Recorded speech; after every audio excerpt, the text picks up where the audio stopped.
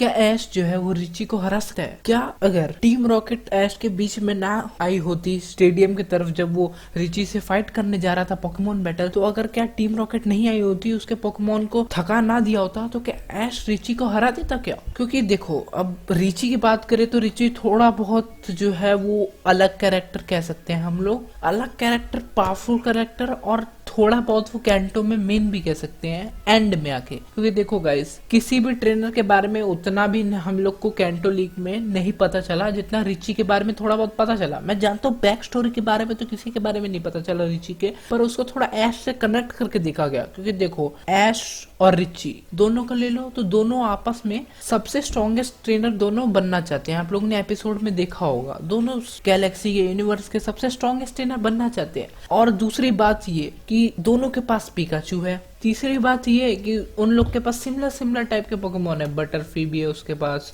Charmander भी है उसके पास। तो मतलब लगभग आप समझ सकते हो कि दोनों के पास लगभग सेम टाइम के पोकेमोन रहते हैं, अलग अलग टाइप के पोकेमोन रहते हैं, इसलिए दोनों को हम लोग थोड़ा कनेक्टेड जोड़ के रख सकते हैं। अब अगली बात है कि गाइस एक और चीज पे नजर डाले गाइस, तो फिर आप लोग को पता है कि रिची जो है वो थोड़ा बहुत ऐश से ब्रेन में शार्प है। क्योंकि गाइस आप लोगों ने एनिमे में देखा होगा कि कई बार उन्होंने रिची ने ऐश की मदद की है अपने दिमाग से कई बार। तो गाइस मैंने बहुत रिची की तारीफ कर ली, तो चलिए गाइस हम लोग मेन टॉपिक पे अपने बढ़ेंगे कि क्या अगर ऐश स्टेडियम पे टाइम पे पहुंचा होता, अगर टीम रॉकेट उसके सामने नहीं आई होती, तो क्या ऐश जो है वो रिची को हरा सकता था क्या? हम पोकेमोन में कोई चेंजेस नहीं लाएंगे गाइस, क्योंकि दोनों के पास जो पोकेमोन इंडिगो लीग में उन लोगों ने यूज किए थे वही हम लोग यहाँ बताने वाले हैं। तो गाइस इसी पे हम लोग आज के वीडियो में डिस्कस करने वाले हैं। तो ठीक है गाइस, मेरा नाम है हिमेश, आप देख रहे हैं मेरा चैनल पोकी CNZ। तो without wasting our time let's get started.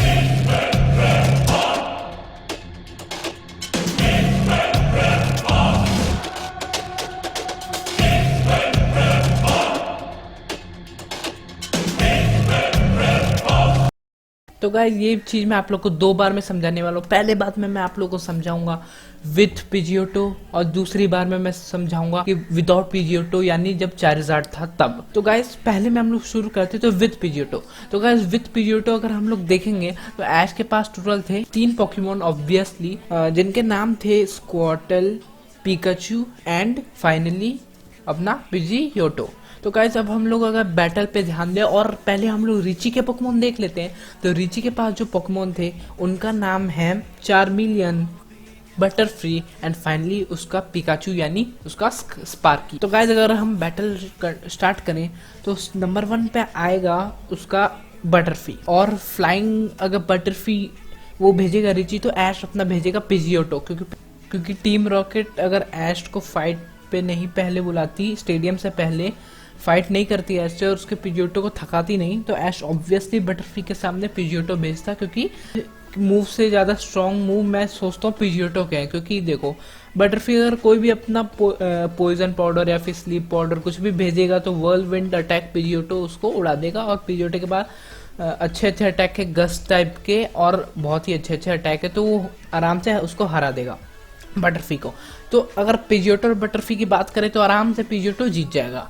अब दूसरे नंबर पे आएगा चारमिलियन रिची का, और ऐश अपना स्कॉटल फेंकेगा क्योंकि स्कॉटल के पास एडवांटेज रहेगा वाटर टाइप का। तो हाँ, तो गाइस मैं कह रहा था कि ऐश को एडवांटेज मिलेगा क्योंकि उसके पास वाटर पोकेमोन होगा स्कॉटल, और रिची फेंकेगा चारमिलियन। पर स्कॉटल अभी छोटा रूप है और चारमेंडर थोड़ा बड़ा है क्योंकि वो चारमिलियन में इवॉल्व हो चुका है।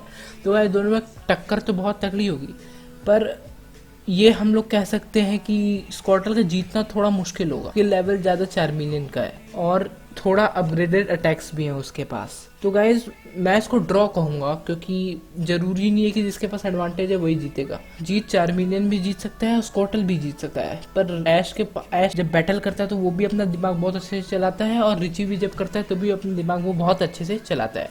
तो इसलिए हम कह सकते हैं कि दोनों ड्रॉ कर लेंगे। अब नेक्स्ट पोकेमोन जो रिची फेंकेगा वो होगा स्पार्की यानी अपना पिकाचू, और ऐश भी पिकाचू भी फेंकेगा क्योंकि दोनों के पास एक पोकेमोन ही बच रहा होगा। तो फिर जब दोनों फेंकेंगे तो दोनों के तो दोनों के बीच गाइस बहुत फैंटास्टिक फाइट होगी। दोनों पिकाचू अपने अपने ट्रेनर के हिसाब से बहुत ज्यादा स्ट्रांग है और दोनों ही जीत सकते हैं पोकेमोन अपनी फाइट गाइस, क्योंकि आप लोग जानते हो पिकाचू जो एश का है वो भी बहुत स्ट्रांग है और जो रिची का पिकाचू है वो भी बहुत स्ट्रांग है। दोनों में बहुत ज़्यादा पावर है। तो गाइस देखिए पिकाचू ज़्यादा एक्सपीरियंस का भी कह सकते हैं हम लोग जो ऐश का पिकाचू है, क्योंकि देखिए ऐश ने अपने पिकाचू को बहुत ज़्यादा ट्रेन किया है। ऐश के काफ़ी क्लोज है वो और ऐश के साथ ही हमेशा वो ट्रैवल करता है। तो हो सकता है कि पिकाचू जो ऐश का है वो ज़्यादा ट्रेंड हो और उसको बहुत सारे अच्छे अच्छे अटैक्स भी आते हैं। उसका पहली बात तो उसके जो अटैक्स है वो अच्छे खासे यूनिक है, क्योंकि अगर आप नॉर्मल पिकाचू का थंडरबोल्ट देखोगे और ऐश के पिकाचू का थंडरबोल्ट देखोगे तो ज़्यादा इफेक्टिव होगा ऐश का पिकाचू का थंडरबोल्ट, ठीक है गाइस। और रिची का पिकाचू भी मैं ये नहीं कह रहा कि कमज़ोर है एकदम, रिची का पिकाचू भी बहुत ज़्यादा पावरफुल है। एनीमे में जैसी उसकी अपीयरेंस बनाई गई थी उसके हिसाब से वो बहुत ज़्यादा पावरफुल है। तो गाइस अब बात ये मेन आती है कि दोनों में से जीतेगा कौन, ऐश का पिकाचू जीतेगा कि रिची का पिकाचू जीतेगा। तो गाइस देखिए फाइट तो दोनों में बहुत बराबरी की टक्कर की होगी, पर इसमें मैं बोलूंगा कि ऐश का पिकाचू जीत जाएगा और वो मैं आपको रीजन अभी बताता हूँ कि ऐश का पिकाचू क्यों जीतेगा। तो गाइज इसके सिर्फ 2-3 रीज़न है। तो पहला रीज़न हम लोग कह सकते हैं कि ऐश के पिकाचू की एक्सपीरियंस की, उसको बहुत सारा एक्सपीरियंस है। ऐश ने उसे कई सारी फाइट में यूज़ किया है, उस फाइट को जीता भी है, यहाँ तक कि उसने पिकाचू का एवोल्यूशन यानी रायचू को भी हरा रखा है। सेकेंड बात हम ये कह सकते हैं ऐश और पिकाचू का बॉन्ड, उन दोनों का बॉन्ड बहुत अच्छा है कि कोई भी एक दूसरे को हारते हुए नहीं देख सकता। तो जब ऐश देखेगा कि पिकाचू हार रहा है तो वो उसको हिम्मत दिलाएगा और पिकाचू भी बहुत अच्छे से फाइट करेगा। और तीसरी बात यह है कि ऐश के पिकाचू ने लेजेंडरी पोकेमोन तक को हरा रखा है, तो फिर रिची का पिकाचू तो कोई बड़ी बात है नहीं। मैं ये नहीं बोल रहा कि रिची का पिकाचू पावरफुल नहीं है, उसका भी पिकाचू बहुत ज़्यादा पावरफुल है, पर ऐश का पिकाचू करेंटली जीत जाएगा। और इसी के साथ जो फाइट होगी वो जीतेगा ऐश ना कि रिची। अब मैंने कहा था कि मैं दूसरा बताऊंगा चारिज़ार्ड के बारे में। अगर चारिज़ार्ड होता तो क्या होता, अगर पिजियोटो नहीं होता और चारिज़ार्ड होता तो क्या होता। तो मैं कहता हूँ ये होता, ऐश के थोड़े हारने के चांसेस बढ़ जाते। क्योंकि अगर हम चारिज़ार्ड की बात करें तो देखिए चारिज़ार्ड तो ऐश की बात मानता है नहीं। अगर एनिमे के हिसाब से देखें तो चारिज़ार्ड चुपचाप बैठ जाएगा ऐसे ही और ऐश हो सकता है कि जीत ना पाए। क्योंकि अगर देखिए ऐश, मैं ये समझता हूँ कि अगर ऐश अपना पिकाचू भेजेगा तो उसका पिकाचू कितने ही पोकेमोन को हरा देगा, ठीक है गाइस, कितने ही पोकेमोन हरा देगा। और अगर ऐश स्कॉटल भेजेगा तो उसका पिकाचू जो है रिची का वो स्कॉटल को हरा देगा, क्योंकि बहुत ज़्यादा एडवांटेज मिल जाएगी। और चारिज़ार्ड जो है वो ऐश की बात मानेगा नहीं। हाँ, पर ये दूसरी बात है कि अगर जो चारिज़ार्ड है वो ऐश की बात माने तो वो अकेला चारिज़ार्ड ही पूरे के पूरे रिची के पोकेमोन को हरा सकता है, चाहे रिची के पोकेमोन को एडवांटेज मिले या ना मिले। और अगर हम थ्योरीज को अपार्ट रखें यानी थ्योरीज को अलग रखें तो ऐश जो है वो इंडिगो लीग भी पूरा का पूरा जीत सकता था कि अगर चारिज़ार्ड उसकी बात मानता तो। के लिए आप मुझे कमेंट में बताइए कि आप लोग भी ये मानते हैं क्या।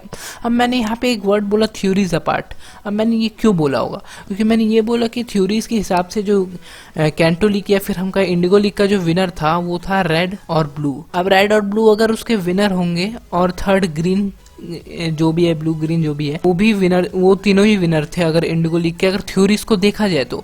अब मैं क्यों बोल रहा हूँ कि ऐश हो सकता है हार जाए रेड से, क्योंकि पहली बात तो ये कि देखो ऐश थोड़ा सा कमजोर है रेड के मुकाबले, क्योंकि रेड को ज़्यादा एक्सपीरियंस है ऐश के हिसाब से। अगर सिर्फ कैंटो लीग में देखे, वैसे तो ऐश कितने सारे लीग में घूम चुका है तो उसको अभी तक तो रेड से ज़्यादा एक्सपीरियंस हो चुका होगा, पर कैंटो लीग के हिसाब से देखिए रेड को ज़्यादा एक्सपीरियंस, उसने सारे के सारे पोकेमोन पकड़े हुए, सारे का एक्सपीरियंस है उसको। प्लस उसका चारिज़ार्ड भी बहुत पावरफुल है। मानता हूँ कि ऐश के पोकेमोन, ऐश का चारिज़ार्ड थोड़ा सा हल्का सा ज़्यादा पावरफुल हो जाता है रिची के, पर रिची के पास मेगा एवोल्यूशन भी है चारिज़ार्ड का, वो ऐश के चारिज़ार्ड से पावरफुल तो नहीं है, पर दोनों के बीच कड़ी टक्कर होगी। और रिची के पास बहुत सारे पोकेमोन है जिससे कि वो मिलके ऐश को आसानी से हरा सकता है अपनी स्ट्रेटेजी भी लगा के। इसलिए गाइस आज की वीडियो मैं यही खत्म करता हूँ। तो ठीक है गाइस, आज की वीडियो के लिए इतना ही, मिलते हैं नेक्स्ट वीडियो में। Till then bye.